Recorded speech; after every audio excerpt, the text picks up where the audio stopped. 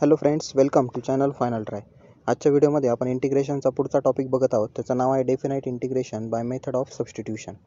Substitution method आपण आता बघत आहोत डेफिनाइट इंटिग्रेशनची. पहिलं क्वेश्चन आपल्या समोर दिसतोय आपल्याला.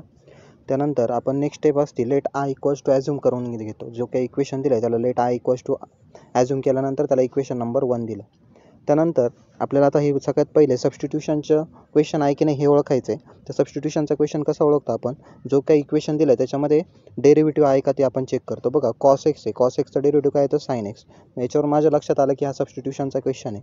मग आता मी ते सबस्टिट्यूशनने सॉल्व करणार आहे. त्यानंतर नेक्स्ट स्टेप असते आपली, आपण पुट समथिंग, ही जी इक्वेशन आहे याच्यामधली एखादी हार्ड टर्म घ्यायची आणि ती इक्वल्स टू टी पुट करायची. आता इथे बघा साइन एक्स आहे, तो अंडर रूटमध्ये, मी तो काय घेतला साइन एक्स पुट करतोय. Sine X equals to T इथं घेतला आणि तो पुट केला. पुट केल्यानंतर आपण काय करतो, डेरिव्हेटिव्ह घेतो. जी काही टर्म आपण पुट करतो तिचा आपण डेरिव्हेटिव्ह घेतो. मग आता साइन एक्सचं डेरिव्हेटिव्ह काय येतं कॉस एक्स. साइन एक्सचं डेरिव्हेटिव्ह येतं आपलं cos X equals to D X upon D T.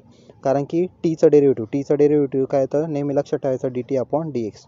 त्यानंतर आपल्याला लिमिट फाइंड करायची असते. ही मग महत्त्वाची स्टेप आहे. लिमिट फाइंड करायचे असतात आपल्याला.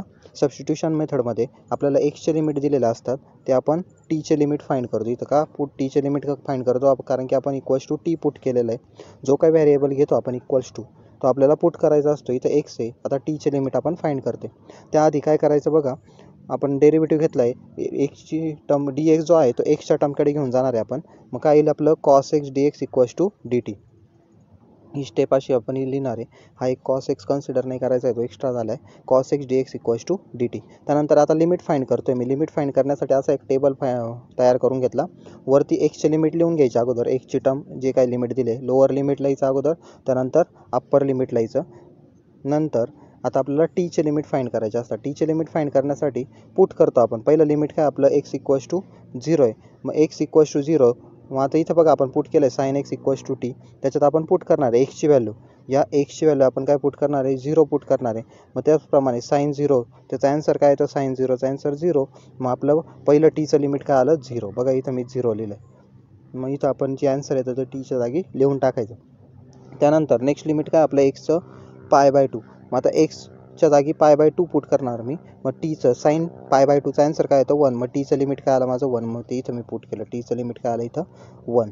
त्यानंतर इक्वेशन 1 बिकम, जे काय आपण इक्वेशन 1 केलं होतं त्याच्यात आपण व्हॅल्यू पुट करणार आहे. व्हॅल्यू पुट केल्यानंतर अगोदर लिमिट आपले काय आहे 0 to 1 लिमिट आलेलं आहे. टीचे लिमिट 0 to 1. हा 0 इथं लोअर लिमिट इथं घेतला, नंतर हा 1 इथं अप्पर लिमिट घेतला. त्यानंतर अंडर रूट टी कसा आला, तर आपण पुट केलं इक्वेशन नंबर 1मध्ये साइन एक्सच्या जागी टी आणि कॉस एक्स डी एक्स काय झाला आपला डी टी झाला. हा कॉस एक्स डी एक्स काय झाला पूर्ण डी टी. मग त्याच्याऐवजी इथं डी टी आला आणि साइन एक्स काय पुट केला आपण टी, आणि तो रूटमध्ये म्हणून साइन एक्सच्या ऐवजी रूट टी आला. याचं आता आपल्याला सिम्पली इंटिग्रेशन घ्यायचं आहे. रूट होता, रूटच्या ऐवजी आपण रेस टू काय घेतला 1/2 घेतला. त्यानंतर कोणता फॉर्म्युला अप्लाय होईल त्याच्यानुसार आपण आता इथे इंटिग्रेशन घेणार आहे. इथं एक्स रेस टू एनचा फॉर्म्युला अप्लाय होणार आहे. Integration of x raise to n. X raise to एनचा फॉर्म्युला काय सांगतो x raise to n plus 1/n+1. त्या फॉर्म्युल्याने इथं मी आता सॉल्व केलं आहे. टी रेस टू 1/2 + 1 आणि लिमिट आपण राईट साईडला लिहितो. लिमिट इथं upper limit lower limit right साईडला लिहिले. त्यानंतर हे सॉल्व केलं आहे मी. +1 + 2/1 +1 काय होतं 3/2. डिनॉमिनेटरला पण 3/2. त्यानंतर हा जो 3/2 हा कॉमन काढून घेतला बाहेर 2/3 झाला. त्यानंतर आता लिमिट अप्लाय करणार आहे. लिमिट काय करतो टीच्या जागी लिमिट अप्लाय करायची. टीच्या जागी एकदा 1 पुट केला, टीच्या जागी एकदा 0 पुट केला. हे सॉल्व केल्यानंतर फायनल ॲन्सर माझा आला आय इक्वल्स टू 2/3. हे आपलं फायनल ॲन्सर आलं. अशा पद्धतीने आपण मेथड ऑफ सबस्टिट्यूशनने हा क्वेश्चन सॉल्व करतो. याच्यात महत्त्वाचं काय असतं आपल्याला, तर लिमिट चेंज करणे. लिमिट चेंज करणे ही महत्त्वाची स्टेप आहे. लिमिट चेंज केल्यानंतर इक्वेशन 1 बनवायचं. इक्वेशन 1 कसं बनवलं आहे आपण, तर कॉस एक्सच्या ऐवजी कॉस एक्स डी एक्सचं काय झालं डी टी झालं. साइन एक्स ऐवजी टी पुट केला, अंडर रूट टी आला आणि लिमिट आपल्याला टीचे टाकायचे असतात. Thank you friends for watching video.